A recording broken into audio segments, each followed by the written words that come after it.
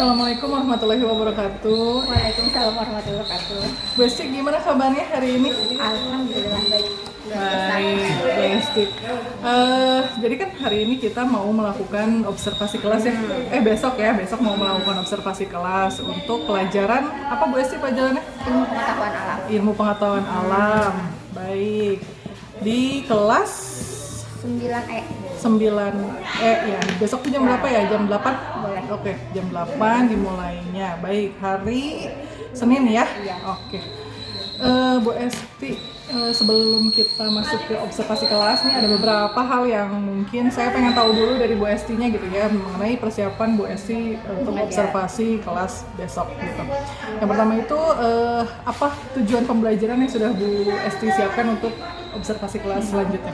Ya, tujuan pembelajaran ini terbagi menjadi beberapa tahap ya. Yang pertama itu tujuannya saya menayangkan video, kemudian dari proses penayangan video itu saya harapkan siswa mengetahui secara garis besar tentang konsep dari si tekanan pada zat padat. Kemudian selanjutnya melalui proses literasi, saya ingin si siswa itu mampu mengaplikasikan konsep yang mereka simak di video untuk menyelesaikan soal hitungan. Oke. Nah, dari situ. Dan yang terakhir itu saya tujuannya melakukan praktek, di mana si praktek itu kita membuat siswa menganalisis hubungan antara gaya, luas bidang sama tekanan yang dihasilkan dengan tepat. Jadi untuk tujuan pembelajarannya tadi ada 3 berarti ya, yang diharapkan dari siswa ada dan muncul di pertemuan selanjutnya. Nah, yang selanjutnya ingin saya tanyakan itu adalah apa sih area pengembangan nih nanti pada saat observasi, apa yang ingin dikembangkan dari sistem pembelajaran Bu Esti begitu ya? Apakah dari metode, strategi atau apapun boleh diceritakan? Area pengembangan yang hendak area pengembangannya itu saya menggabungkan beberapa metode untuk mencapai tujuan yang optimal menurut saya gitu ya. Karena sebelumnya saya itu melakukan tes terlebih dahulu tes diagnostik kepada anak mengenai bagaimana proses mereka belajar dan kemampuan awal mereka ada di mana. Nah, setelah hasil saya peroleh itu, saya menemukan bahwa si anak itu di dalam kelas 9E ini terbagi menjadi yang visual, audiovisual sama kinestetik. Nah, sehingga saya di sini balik lagi kepada tujuan tadi ya, karena kemampuan anak di situ, jadi saya mengkolaborasi semua proses pembelajaran baik melalui video, literasi ataupun dengan praktek secara langsung untuk mewadahi si karakter si siswa tersebut, cara belajar siswa tersebut. Kemudian dari situ kan saya pakai si model pembelajaran itu problem based learning, tapi di sini juga ada proses metode tekniknya itu berdiferensiasi. Nah, saya mengkelompokkan karena memang di sini terjadi beberapa kondisi, jadi siswanya ada yang benar-benar aktif banget, ada yang pasif, bermacam-macam. Jadi saya mengelompokkan yaitu secara heterogen, kemudian berdiferensiasi dengan dari setiap LKPD-nya itu saya sajikan baik video, literasi materi ataupun prakteknya secara langsung. Kemudian si lembar LKPD-nya pun saya disesuaikan dengan kemampuan siswa. Jadi kalau yang tingkat tinggi saya berikan si LKPD-nya dengan kode A, dan kemudian yang sedikit di bawah A, yang A itu saya kasih LKPD yang B. Jadi di sana pemaparan dan si pencapaiannya itu sedikit berbeda. Nah, kalau yang A itu lebih kayak rumit dan memancing anak buat menganalisis lebih dalam gitu, kayak lebih meluaskan kemampuannya gitu. Tapi kalau misalnya untuk yang LKPD yang anak kemampuannya di bawah itu, saya lebih menekankan kepada konsep-konsepnya sampai dia mampu untuk menyelesaikan permasalahan yang terdapat dalam kehidupan sehari-hari saja. Berarti kontekstual ya. Jadi untuk area pengembangannya Bu Esti ingin mencoba dengan pertama tes diagnostik ya, kemudian untuk mengetahui itu cara belajar anak ya, gaya belajar anak, lalu penerapan dengan PBL dan juga diferensiasi begitu ya. Diferensiasinya dari diferensiasi konten ya, dan juga proses begitu ya, karena ada kelompok berjenjang dan LKPD berjenjang. Baik. Biasa selanjutnya untuk area pengembangan yang tadi sudah dijelaskan sama Bu Esti, apa aja sih strategi yang udah disiapkan nih oleh Bu Esti? Strategi untuk yang mendapatkan hasil yang maksimal itu kan ya ketika awal di pembelajaran kita memotivasi siswa dulu, kemudian mengkondisikan siswa, kemudian membuat juga mengingatkan kembali keyakinan yang sebelumnya telah saya buat bersama anak-anak di kelas tersebut gitu untuk menyepakatinya. Kemudian di situ setelah anak termotivasi baru saya berusaha untuk mengkelompokkan tanpa harus memperhatikan tanpa harus siswa itu menyadari bahwa mereka tuh sudah dikelompokkan oleh saya berdasarkan dengan kemampuannya gitu kan. Nah setelah mereka membangun dengan kelompoknya, ketika mereka melakukan si uji kelompok tersebut, saya berusaha untuk membimbing atau memberikan arahan kepada siswa-siswa yang memang belum memahami si LKPD-nya tersebut gitu kan, mengarahkan, kemudian membimbing, dan akhirnya nanti setelah waktu yang diberikan itu selesai, LKPD-nya selesai, untuk mengecek kemampuan mereka, saya akan melakukan presentasi di mana si presentasi itu terjadi silang gitu. Jadi nanti si kelompok dengan kode yang sama, salah satunya tampil, kemudian yang satunya itu semua memperhatikan, kemudian yang dengan kode yang sama dia boleh merespon si jawaban atau pendapat dari temannya yang tampil itu. Ketika ada yang tidak sesuai atau berbeda dengan kelompoknya, boleh untuk bukan menyanggah ya, menyampaikan perbedaan tersebut gitu. Nanti di akhir baru saya akan memberikan penekanan atau meluruskan pendapat mereka ke arah konsep atau tujuan pembelajaran yang memang saya harapkan seperti itu. Begitupun dengan kelompok yang satunya lagi. Jadi di situ ada koreksi silang antara si peserta didik yang tampil dengan tidak tampil, karena untuk menampilkan semua itu dengan materi dan LKPD yang saya siapkan tidak memungkinkan gitu. Sehingga untuk tetap memfokuskan mereka ketika menyampaikan pendapatnya itu dilakukan dengan presentasi silang tadi gitu. Jadi sama-sama ketika nanti temannya pendapat itu sama-sama memperhatikan, kemudian kelompok yang berbeda si LKPD-nya pun dia akan tetap menyerap sebagian hasil dari si rekannya yang memang kemampuannya lebih tinggi. Luar biasa sekali ya Bu Esti ya, dari strateginya. Berarti kalau yang kita fokuskan tadi di area pas diferensiasi produk ya begitu. Jadi secara presentasi karena memang LKPD-nya berbeda, jadi Bu Esti juga menyiapkan cara presentasinya pun berbeda begitu ya, dengan kode yang sama tetapi cara mereka untuk presentasi lalu memberikan responnya berbeda-beda. Luar biasa Bu Esti. Itu saja untuk praobservasi kelas gitu ya. Saya harap semoga Bu Esti nanti bisa melakukan observasi kelas dengan sempurna, dengan dengan nyaman, dengan baik sesuai dengan apa yang sudah Bu Esti siapkan, sudah Bu Esti buat begitu ya.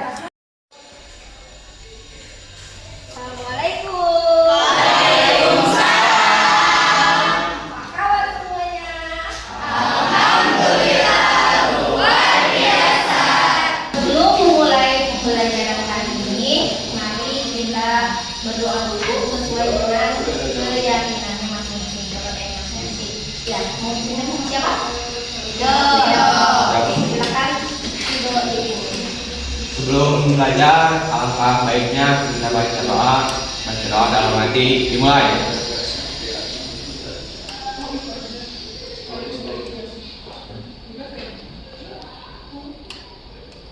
Selesai, ucapkan salam.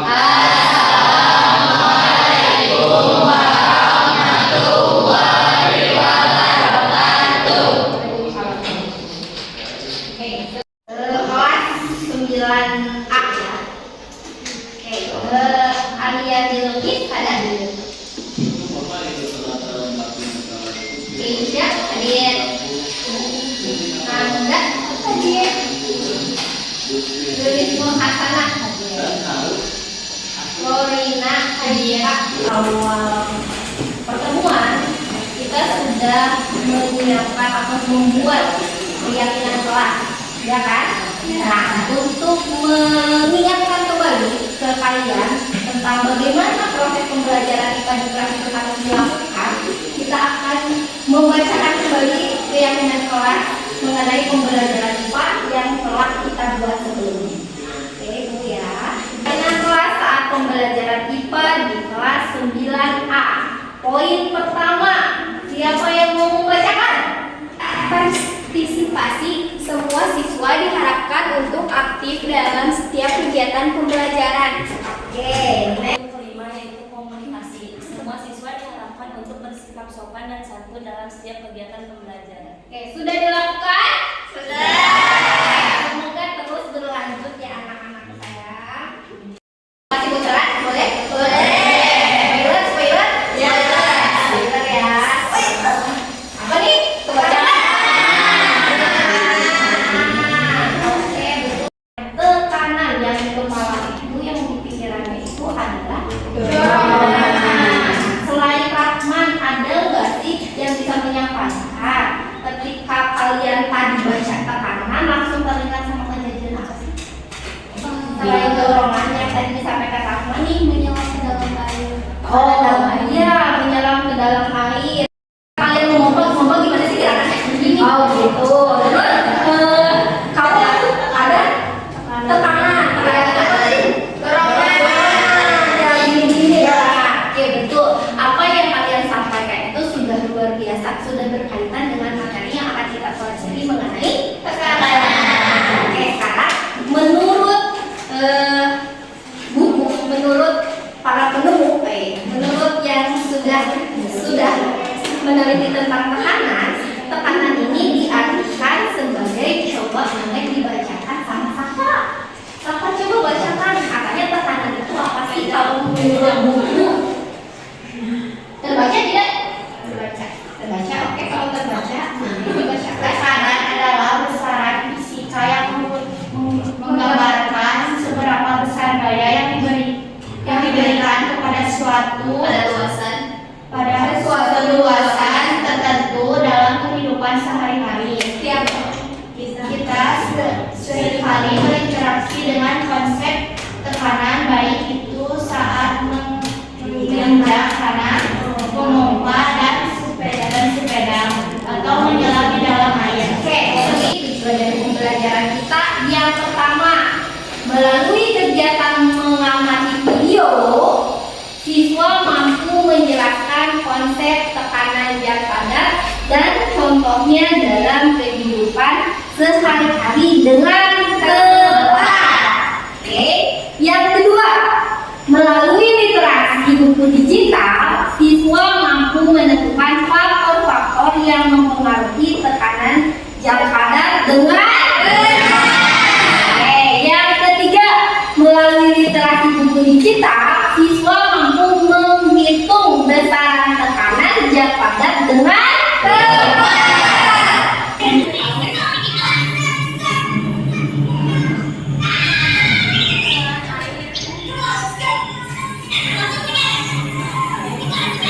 Itu boleh ya, mau di subscribe boleh, tidak apa-apa. Oke, sudah selesai nontonnya? Sudah. Dari video tersebut pelajaran apa? Udah belajar pada bahasa Inggris belum sih? Udah ngerti dong sedikit-sedikit tadi yang disampaikan. Apa pokoknya ya, little. Sedikit ya, ini juga bahasa Inggrisnya nggak keren-keren banget, tapi ya kita harus terus belajar ya. Oke, nah makanya di sini ibu berusaha untuk menyampaikan si tayangan ini walaupun sedikit menggunakan bahasa Inggris. Kita belajar sama-sama untuk belajar bahasa Inggris juga. Nah, dari video barusan, pelajaran apa yang kalian peroleh? Kenapa sih ibu memunculkan video ini? Karena nanti dalam proses pembelajaran ini, ketika kalian melakukan percobaan, kalian akan bekerja tim. Nah, jangan sampai ketika nanti ibu persilahkan, ada salah satu dari kalian ingin bergerak sendiri. Tidak boleh, karena kita di sini yang akan menjadi penilaiannya itu adalah kerja sama, kerja tim. Itu sesuai dengan apa yang kita pakai di video, sehingga bekerja tim semuanya kompak, pembagian tugasnya benar, maka ini selama 5 menit dimulai dari sekarang.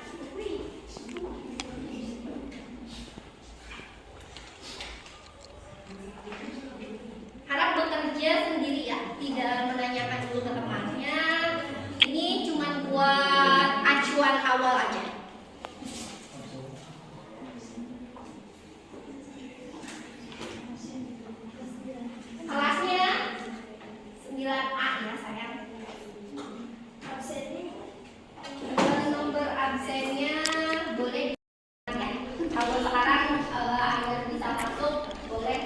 dulu aja isi nomor asli. Awal nih belum menerjang materinya, kita masih ke pemaparan. Untuk menghilangkan kesetresan kalian, izin dulu sebentar untuk mengecek hasilnya ya. Dan walaupun masih di bawah KKM, tapi nggak apa-apa lah ya, namanya juga pretest ya. Semoga pretestnya bisa lebih baik dari sekarang ya. Yuk, kesel kan? Stres kan? Kita relaksasi dulu, kita kendalikan dulu emosinya kita. Fokus matanya melihat ke satu titik. Jangan lihat temennya, lihat satu titik. Mau tembok kek, mau apa kek, yang penting jangan bisa bergerak. Setelah itu tutup matanya dulu. Tutup matanya dulu. Bayangkan hal yang menyenangkan dalam hidup kalian. Misalnya kalian lagi lari pagi di sebuah taman yang banyak pohonnya, kayak taman joglo lah ya gitu. Terus kalian lari-lari di situ. Nah, misalnya lari lagi, napasnya terengah-engah lagi. Habis itu kalian tarik napas yang dalam, keluarkan dengan suara yang kencang. Gambar yang kalian perhatikan ini, kira-kira ada muncul pertanyaan nggak sih di kepala kalian? Kenapa kaki ayam sama apa sama?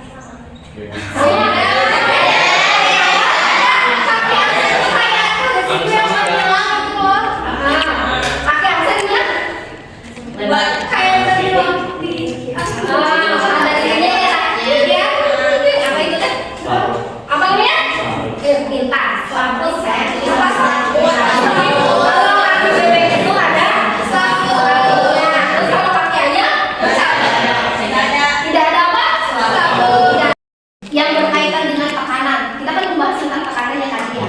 Nah, kira-kira setelah melihat tayangan ini atau gambar ini, pertanyaan apa yang muncul di kepala kalian mengenai tekanan? Jalan yang berlumpur, apa ya udah? Perbedaannya itu, bagaimana perbedaan? Ketika kita jalan di lumpur warna tanah, ketika menggunakan sepatu yang berbeda, kemudian kalau yang ini pertanyaannya gimana kira-kira? Tekanan tanah yang lebih besar ketika kaki lumpur akan ada yang terpapar nggak? Ya. Kemungkinannya yang mana? Ya, menurut kalian ya. Terus yang ini bagaimana cara kita mengetahui misalnya tekanan? Bisa belum? Tahu nggak gimana cara menghitungnya? Enggak. Jadi kata Akira ya, kata Alia dilihat untuk mengukurnya itu dilihat dari si lebar kakinya. Kita simpan dulu jawaban itu ya. Itu nggak bisa ngebetulin, nggak bisa nyalahin. Nanti kalian akan menjawab sendiri. Rasanya bisa lebih sakit. Mungkin jawabannya tadi sama ya, kayak Alia dilihat dari sininya. Nah, kali ini tadi kalian sudah merumuskan sebuah masalah. Kalian sudah membuat pertanyaan dari gambar ini mengenai materi pelajaran. Untuk dapat menjawab ini, kalian harus menjawab sementara ya. Nah, itu disimpan dulu. Kita buktikan setelah kalian melakukan percobaan. Oke. Nah, kali ini kalian akan bekerja tim untuk menyelesaikan percobaan yang diberikan. Selama proses pengerjaan si lembar kerja kalian itu, kalian boleh menggunakan handphone. Kan tadi di situ di tujuan pembelajarannya itu boleh melihat video, boleh melihat buku elektronik ataupun bacaan-bacaan lain menggunakan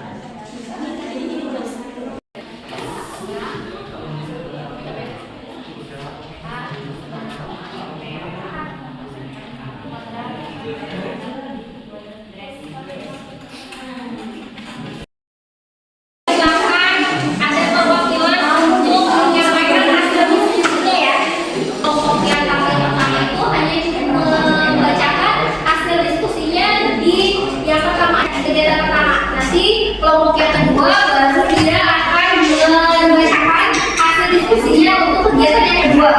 Kemudian dari sebagian kelompok yang tidak tampil, kalian boleh mengkonfirmasi atau mengcek jawaban kalian. Apabila ada perbedaan, boleh didiskusikan nanti dengan kelompok yang ada di depan. Begitu ya.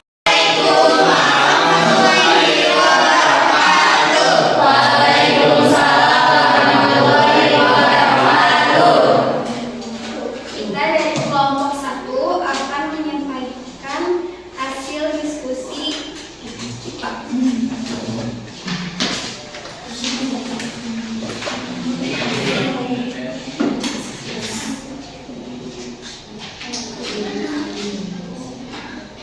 Berdasarkan hasil analisis fenomena, buatlah pertanyaan-pertanyaan yang berkaitan dengan fenomena di atas. Tuliskan rumusan pertanyaan Anda pada kolom yang tersedia di bawah. Rumusan pertanyaan berdasarkan fenomena yang telah dibaca. Menurut kelompok kita, mengapa rasanya bisa lebih sakit? Salah satu jenis sepatu tersebut luas permukaan dari alas sepatu atau luas kaki ayam. Ya, itu jawabannya.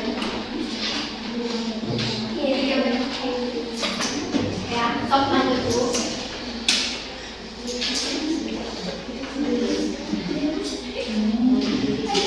Oke, kalian dari hasil pengamatan fenomena langsung melakukan eksperimen ya kan? Dari eksperimen yang kalian lakukan silakan sampaikan hasilnya. Untuk yang tahap 1 dulu. Ini Pak. Tahap 1 ya. Plastisir manakah yang mempunyai bekas longsoran yang lebih dalam? Dari jawaban kami yaitu plastisir kuning. Nomor 2, Kuartal dalam posisi manakah yang mempunyai luas permukaan lebih besar, vertikal atau horizontal? Menurut pertanyaan kami yaitu plastisir merah dan horizontal. Berdasarkan eksperimen di atas, kamu memberikan gaya dorongan yang sama pada kedua posisi logam tersebut, tetapi kedalaman bekas ruang logam tersebut berbeda. Apa yang menyebabkan hal tersebut bisa terjadi? Karena posisi tekanan yang berbeda.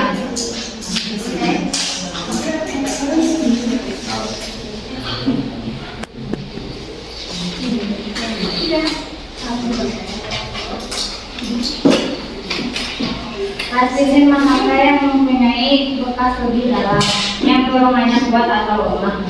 Menurut jawaban kita, plastisir kuning yang dorongannya lebih lemah. Berdasarkan percobaan di atas, kamu memberikan gaya dorongan yang berbeda pada kedua uang logam tersebut dengan posisi uang logam yang sama. Tetapi kedalaman uang logam tersebut berbeda. Apa yang menyebabkan hal tersebut bisa terjadi? Karena tekanan yang diterima oleh permukaan lebih terkonsentrasi pada area yang lebih.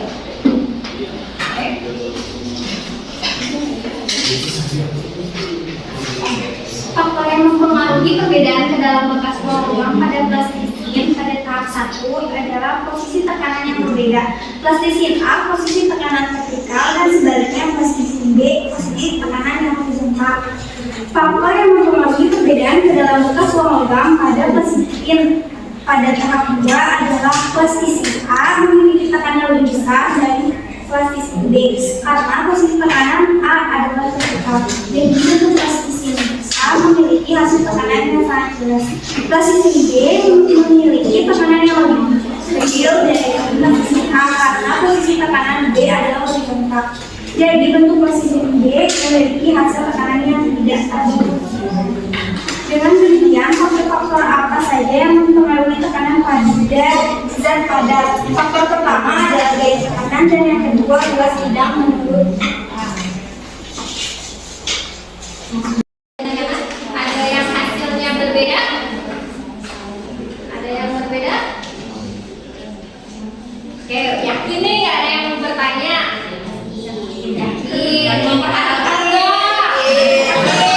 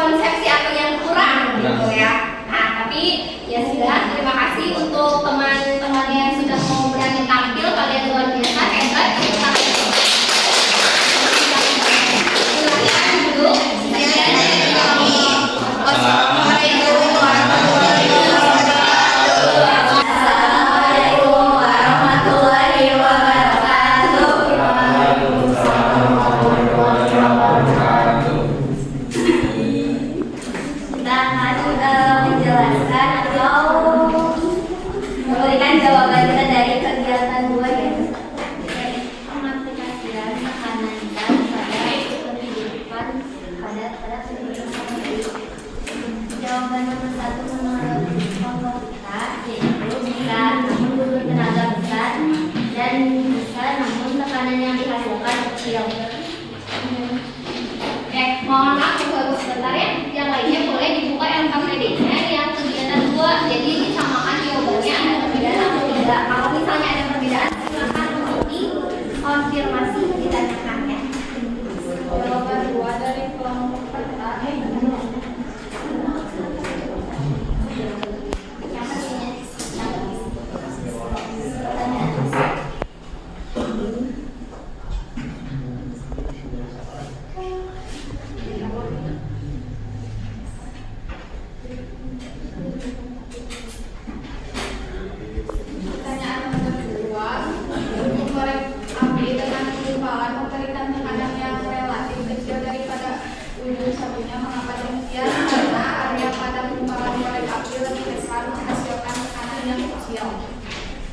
Bagaimana hubungan tekanan, luas bidang tekan, dan gaya?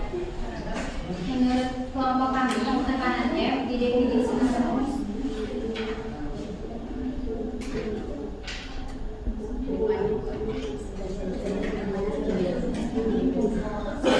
menurut kelompok saya jawabannya adalah gaya dan tekanan berbanding lurus. Sedangkan jika luas permukaan semakin kecil maka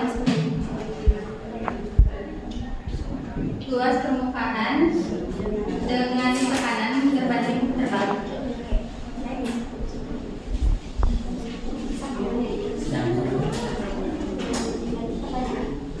Berdasarkan konsep di atas, secara tidak sadar kita telah menggunakan ilmu sains tentang tekanan untuk memecahkan permasalahan di kehidupan sehari-hari.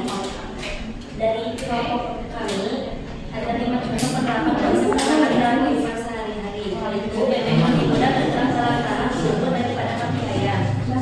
Yang kedua, lebih mudah mengiris daging dengan pisau kunci.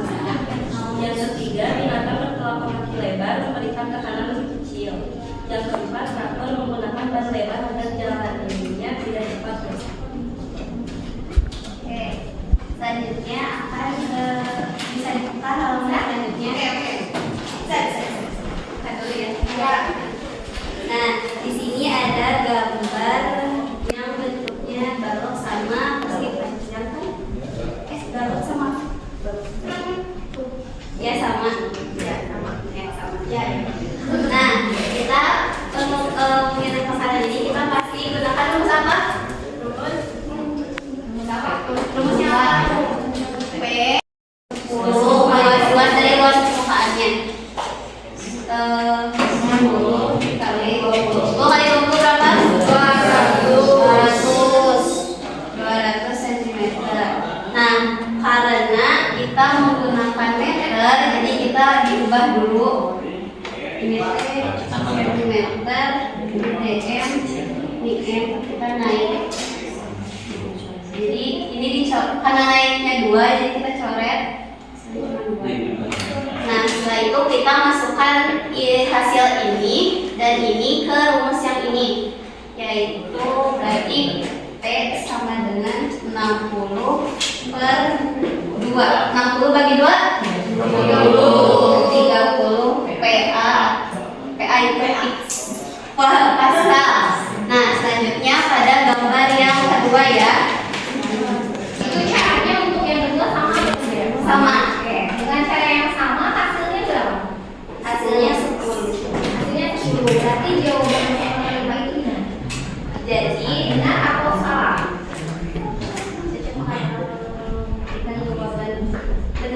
Benar. Pernyataan Cecep benar. Pernyataan Cecep karena oke. Berarti jawabannya benar. Ada yang berbeda? Gak ada, sama. Oke. Sampai situ dulu ya. Mohon maaf. Boleh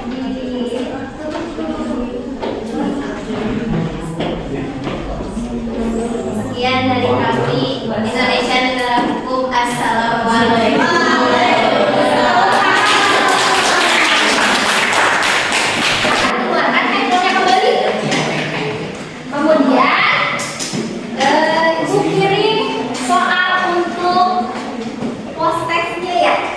Waktunya berapa menit tadi? 5 menit.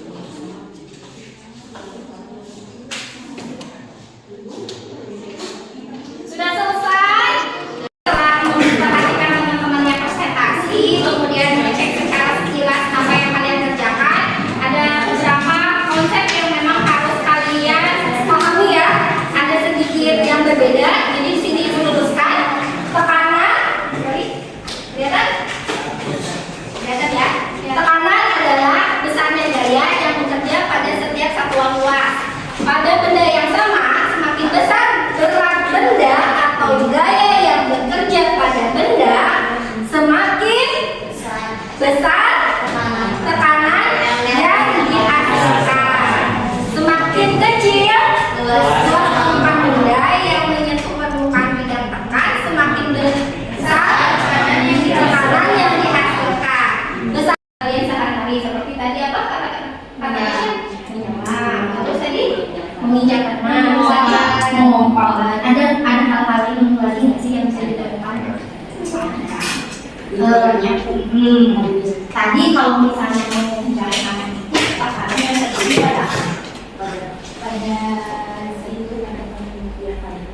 pada zat tertentu. Jadi tekanan itu dibagi menjadi 3 yang terjadi pada zat padat, kemudian zat kalian luar biasa untuk hari ini. Proses pembelajarannya itu maksimal, kalian yang bisa diajak kerjasama, ibu bangga dengan kalian. Oke, sekarang kita masuk ke sesi berikutnya. Sesi berikutnya itu adalah refleksi. Refleksi itu adalah kondisi di mana kalian menyampaikan perasaan kalian dalam proses pembelajaran ini. Oke, kalian bisa lihat di mejanya kalian itu udah ada kertas HTS ya. Nah, ada yang belum kebagian? Sudah semua? Sekarang untuk merefleksikan kegiatan hari ini, kalian gambarkan suasana hati kalian di kertas tersebut. Jangan kecil-kecil, besar. Oke? Coba dimulai dari sekarang. Silakan semuanya.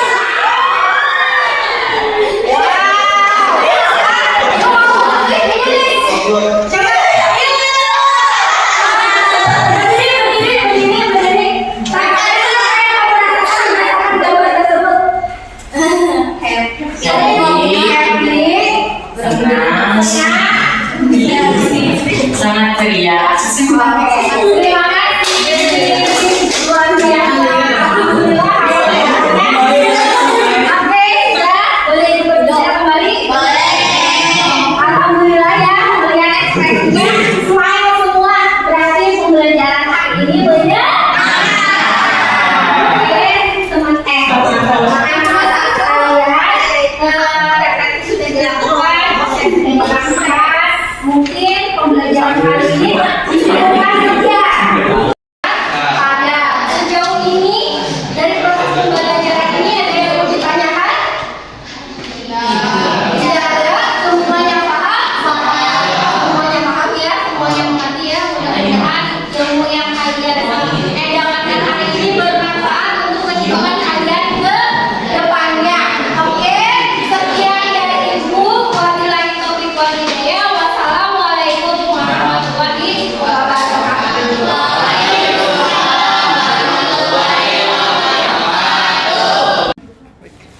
Assalamualaikum warahmatullahi wabarakatuh. Waalaikumsalam warahmatullahi wabarakatuh. Tuh, Bu Esti sudah melakukan observasi kelas ya? Sudah. Oke, gimana perasaannya Bu Esti? Setiap habis melakukan proses pembelajaran itu nano-nano ya. Ya. Ada rasa puasnya, ada rasa tidak puasnya, Ya, ada rasa kok begini ya gitu. Capek ya? Ya. Capek? Kurang lebih seperti Oke. itu. Sebelum kita lanjut ke percakapan pasca observasi, kita tarik nafas dulu, buang nafas Boleh. ya. Baik, kita tarik nafas dulu. 1, 2, 3.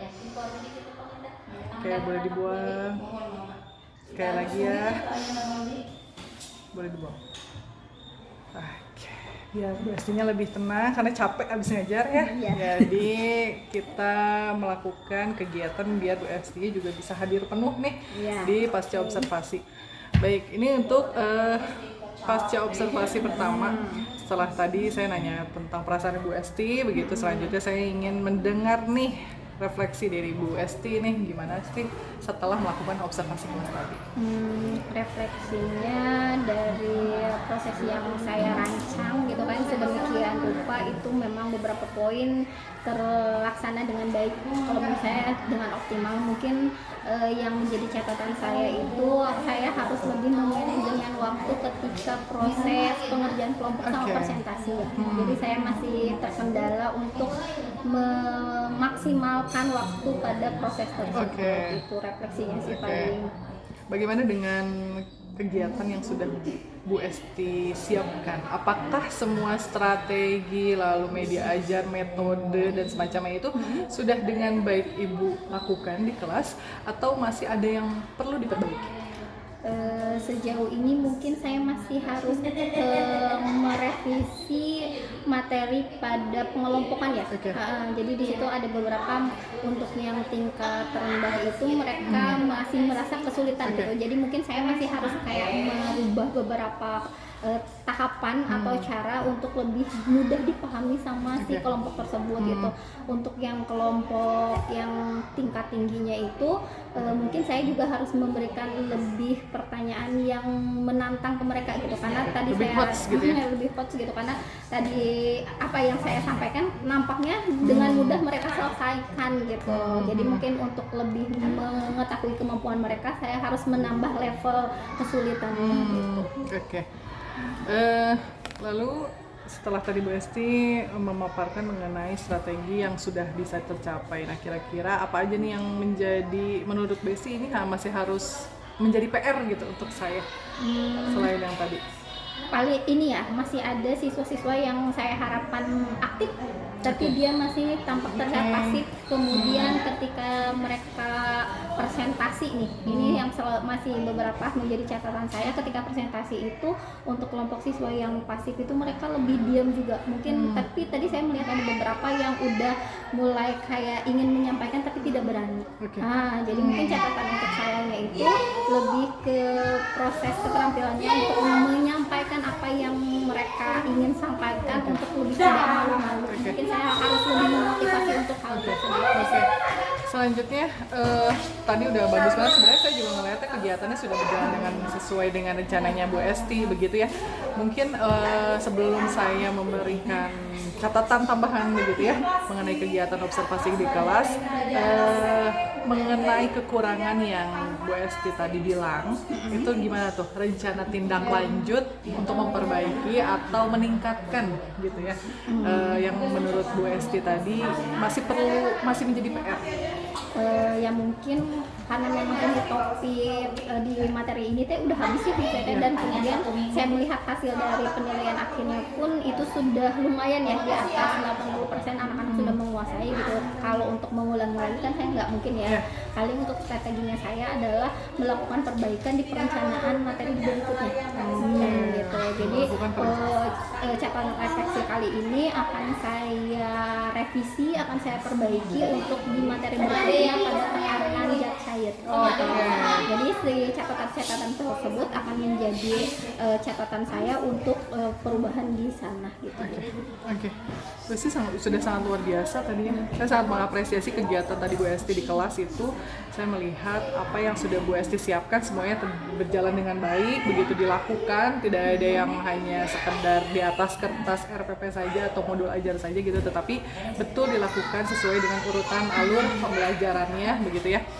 Lalu untuk rencana tindak lanjutnya juga saya setuju, mungkin karena waktu juga kita tidak bisa mengambil waktu yang lain, jadi kita memakai waktu yang selanjutnya untuk diperbaiki di materi selanjutnya begitu ya.